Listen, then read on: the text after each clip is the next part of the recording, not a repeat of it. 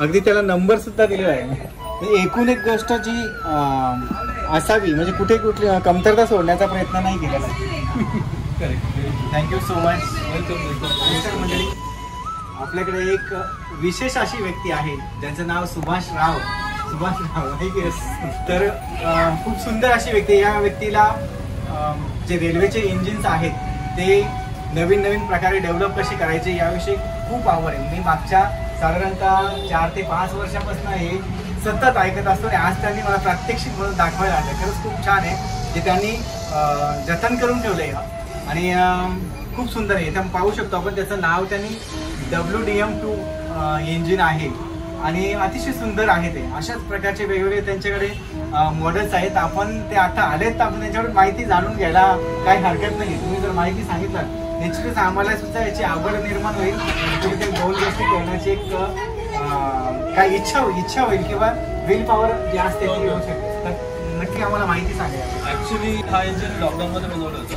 Okay, भरपूर वेळ होता माझ्याकडे बनवायला आणि सगळं स्क्रॅपमधून बनवलेलं आहे। सर्वो शीट यूज केलेलं आहे, रिफिल, स्लिप्स, बॉलपेनच्या आणि नेटवर्किंग केबल अशा प्रकारे या पूर्ण मॉडेल म्हणजे एका डायग्राम बनवतो। त्या डायग्रामच्या हिशोबाने ते सगळे पीस मटेरियल कट करून आणि ते बनवलं जातं आणि माझ्याकडे भरपूर कलेक्शन आहे। माझ्या यूट्यूब चॅनलमध्ये माझे सगळे कलेक्शन तुम्हाला बघायला मिळतील। ओके, तुम्ही यूट्यूबला नाव सांगितलं तर म्हणजे ओके, सुभाषराव 81 म्हणून सर्च मारा, नक्की माझ्या सगळ्या कलेक्शन पण पाहिला। वंदे भारत तर वंदे भारत विषयी सुद्धा तुम्ही मला मागे ते फोटोमध्ये दाखवलं होतं। करेक्ट, तर ती आयडिया कशी तिथे म्हणजे काहीतरी क्रिएटिव्ह वंदे भारत ॲक्च्युली सगळ्यांचं तर लोकप्रिय झालेलं आहे मॉडेल। तर माझ्याकडे एक कलेक्शन म्हणून एक हवं होतं म्हणून मी सुरुवात केलं आहे। त्याचे पण मला कोकण रेल्वेकडून हे आलं होतं, काय बोलतं इन्व्हिटेशन आलं होतं प्रत्यक्ष ते ट्रेन बघायला। तर आम्ही काय बोलतं त्या रेल फॅन सगळ्या गेले होते आणि डिफरंट अँगलने फोटोग्राफ्स वगैरे काढून मग कॉम्प्युटरवरती डायग्राम बनवून तो मॉडेल तयार केला होता। ही आवड तुम्हाला म्हणजे केव्हापासून?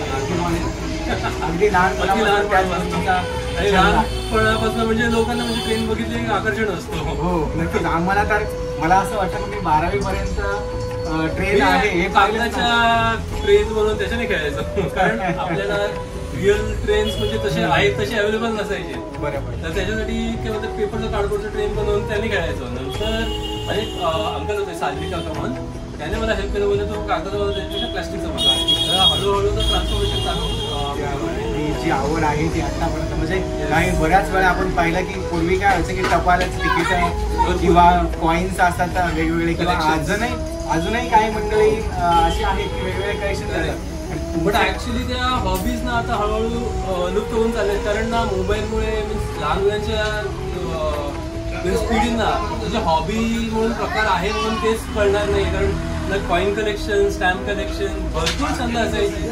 आता ते छंद म्हणजे काय बोलते नाहीसा झालेले, नाहीसा होत चाललाय। पण मला असं वाटतंय की पॅरेंट्स लोकांना एनकरेज करायला पाहिजे आपल्या मुलांना, आणि स्टडीज तर होतच राहतात बट ह्या काय स्पेशल स्किल्स आहेत त्याच्यावरती पण म्हणजे पॅरेंट्स ते थोडं म्हणजे प्रोत्साहन दिलं पाहिजे।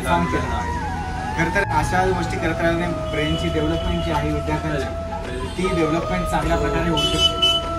आणि जी आवड आहे ना म्हणजे एक संस्काराचा भाग आहे की एखाद्या गोष्टी जतन करून ठेवणं, तर ते तुमच्याकडून शिकायला मिळतं। थँक्यू सो मच, आणि आनंदाची गोष्ट आहे। आणि किती सुंदर असं हे तुमचं प्रेझेंट करायला आपण म्हणजे कुठे एक्झिबिशन असेल तिथे तुम्ही म्हटलंच मागे हो सगळे जर पाहायला मिळाले तर किती छान वाटेल। तर मंडळी ही होतं आपल्याला मॉडेल होतं WDM-चं, आणि अजूनही मॉडेल पाहणार आहोत आपण, तोपर्यंत आपण रजा घेऊया। तर हे जर संपूर्ण